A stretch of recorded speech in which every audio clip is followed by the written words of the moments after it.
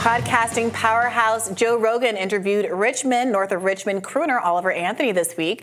They discussed why Anthony's populist anthem resonated with so many Americans. People are tired of being with, and it seems like people in power are always with people. And it's just, I think it's a natural inclination that human beings have, and I think the founding fathers of this country recognized that when they set up our government. They set up our government to protect it against tyranny. And they did it by having all these different branches of government, and they're all coordinated, and there's a lot of stuff that keeps people from just running it the way they want to run it, like a king. Now both Anthony and Rogan mocked wealthy liberals who maligned the song as right-wing. Rogan in particular took a jab at the office's Rainn Wilson, who criticized the song. Take a look. And then there was Dwight from The Office. Oh, yeah. He chimed in that if he was going to write a cultural anthem, what did he say? Something like he wouldn't write about overweight people on welfare.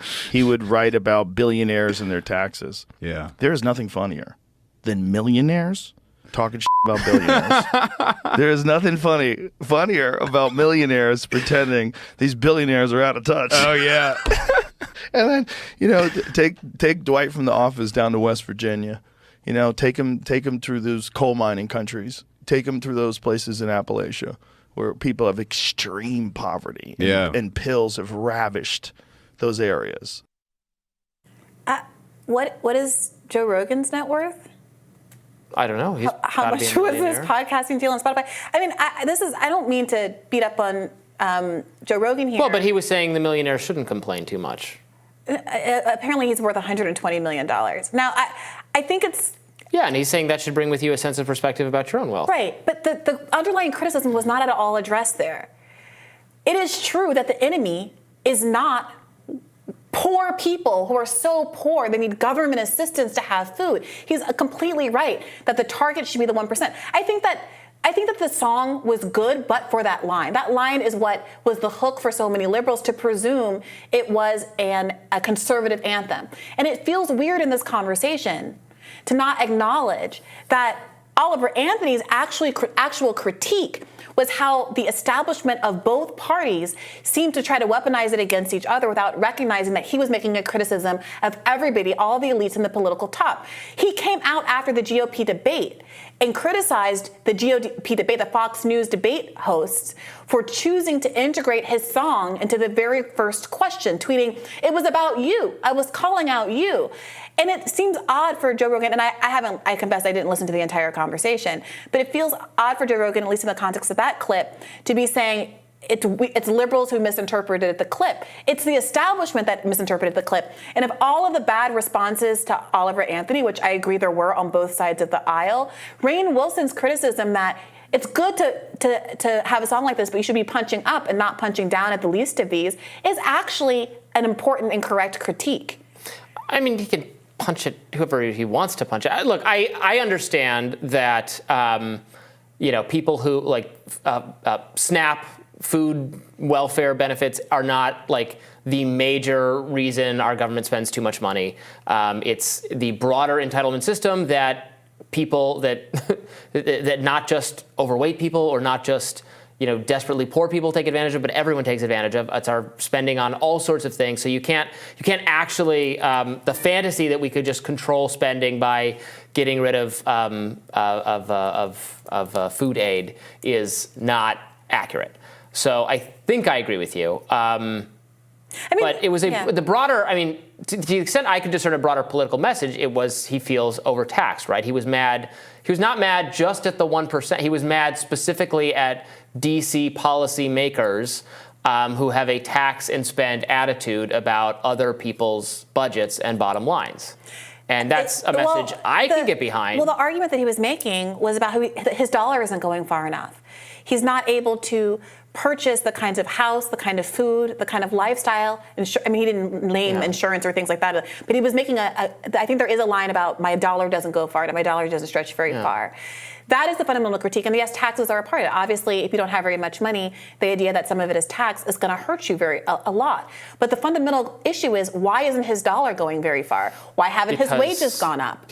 Why is the cost of living so high? Because it's very difficult to build more houses because government rules have made it impractical, and it's difficult to import more Let's say that's food true. and Should more his wages medicine be up? and more. Let's say that's true, because what we know to be a fact, what we know to be true is that wages have stagnated. What we know to be true know is that the that's minimum, true. it 100% is true. All right, if you say so. What we know for a fact is that the minimum wage hasn't been raised since Well, 2009. the minimum wage doesn't. Most people make more. I mean, the minimum wage is different in. We're most talking people make about more than poor that people. anyway. We're talking about West Virginia, where the minimum wage is the federal minimum wage because it's a conservative state where they don't raise the minimum wage. You can raise the minimum wage, and then people whose labor is not worth that amount of money will just lose their jobs. Okay, so I'm not arguing with you again. Most people, including most conservatives, and as we saw as evidenced by the success of a ballot measure in Florida, a state that voted for. They don't understand Economics 101 either.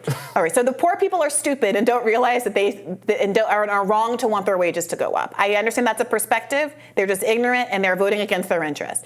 However, what poor people have said and working class people have said is that they want their wages to go up. And they want it to go up in the exact same way it's gone up in all of American history since the implementation of the minimum wage until it was stalled in 2009 artificially. So apparently there was cataclysmic horror from the time the minimum wage was implemented in the 1940s or what have you. Often the minimum wage has been too low to have any, because it's too low to have an effect because people are all being paid more than that. All I know is this, Robbie. People sit around saying about yesteryear was so great. The 60s and 50s were so great. I don't sit around saying that. People overly romanticize the past, where they had far less access to goods and services than we do Robbie, today. Just everybody else. That's a flawed and fantastical way of thinking. Things were not great or better before. I think that's true. I think that obviously people were poorer. People were much poorer. People had fewer cars on average. They had smaller homes on average.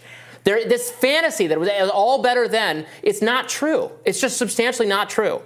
In the 1950s, following the war, the government decided to implement policies that markedly, dramatically caused a spike in home ownership among American families, the ability for people to start to send their kids to college at increased rates. We had free public colleges and universities at a higher percentage, and people were able to graduate from college without debt. And the gap between what the rich and the poor were making was so much smaller. And now we've had unprecedented subsidies of all those things, and as a result, they're wildly they're not affordable in a directly correlative way with how much money the government has funneled into them.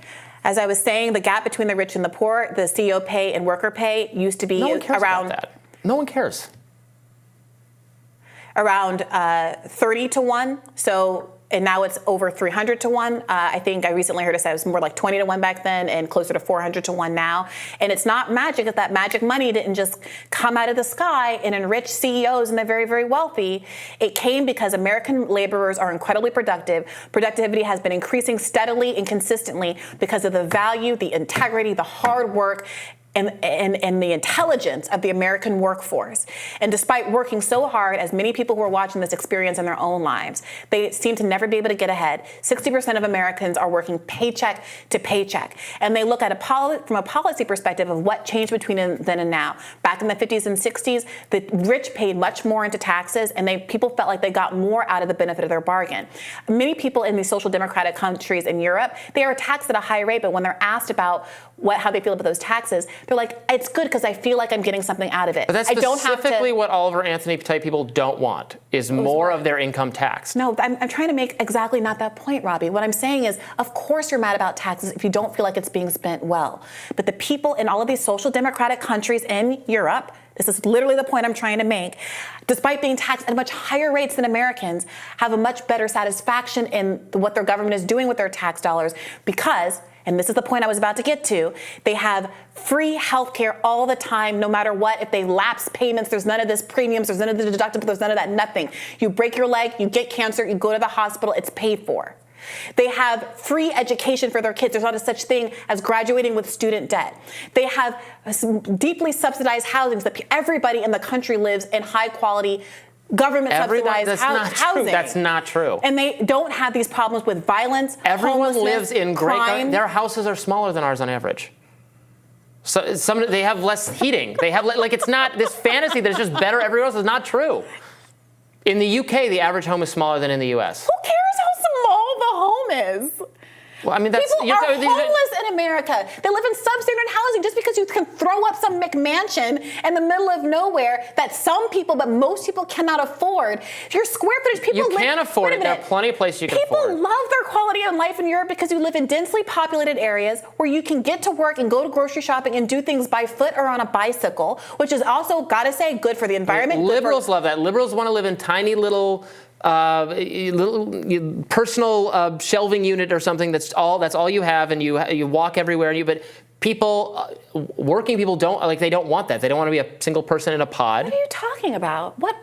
You're saying that working people would rather not be living in big shambles, shacks, substandard housing than to have a small. Substandard. That's the reality that we live in, not the Robbie. reality. People can't afford homes. No one in America can afford homes. No one in America can afford homes. Yes. That's not true. That's just not true. We're living in a housing. Do you think there's not a housing crisis? Do you think that the housing crisis is government caused? That's not the legalize question. Work, legalize building. I'm not just. And we can have more housing. housing. I opened this whole segment of conversation by saying, let's give that a given. All right. So what are you arguing against? You're just sitting here arguing that people shouldn't have more wages, that everything that exists in America is just the way it is and how it has to be, despite there being obvious historical precedent for things being run differently for the benefit of the American people. And here's the core truth of what's wrong with that one line, just that one line from that Oliver Anthony thing. He's playing into a trope that was used to crumble all of the benefits and the advantages that we had in the 1950s and 60s after the labor movement. Communists and socialists and labor activists worked hard so that we could have a 5-day work week, so we could get rid of child labor, so that we could have a minimum wage, so that we could have OSHA protections in the workplace, so that when your boss's machine cuts your arm off, you're not unemployed for the rest of your life, so that your grandmother doesn't die in the street of old age because she can't work anymore, and now we have Social Security and Medicare and Medicaid. They worked and strove so that we could have all of those things that are and the reason that we started having those benefits stripped away from us after all that the American people worked to have that for ourselves is because politicians realized that if you could argue that some poor fat person somewhere was exploiting the system, that it was better to get rid of the whole system in the first place. And what is tragic to me is that Oliver Anthony tapped into something real, and it made a great song that tapped into something really real, and that one line demonstrated how easily that argument can be corrupted into focusing the energy on the least of these in a way that strips all of those advantages from so many people instead of focusing on the very top. Rainn Wilson was right about that. We have some agreement. And a millionaire Joe Rogan chuckling on a show about how Rainn Wilson is also wealthy completely misses the point. We have some agreement. I don't think that it's not substantially poor or obese people on welfare that are like sapping our society of the resources or its vitality or whatever. I agree with you on that line, but we have fundamental disagreements on what the policies should be, and those come out in our discussions. As always, we'll have more Rising right after this.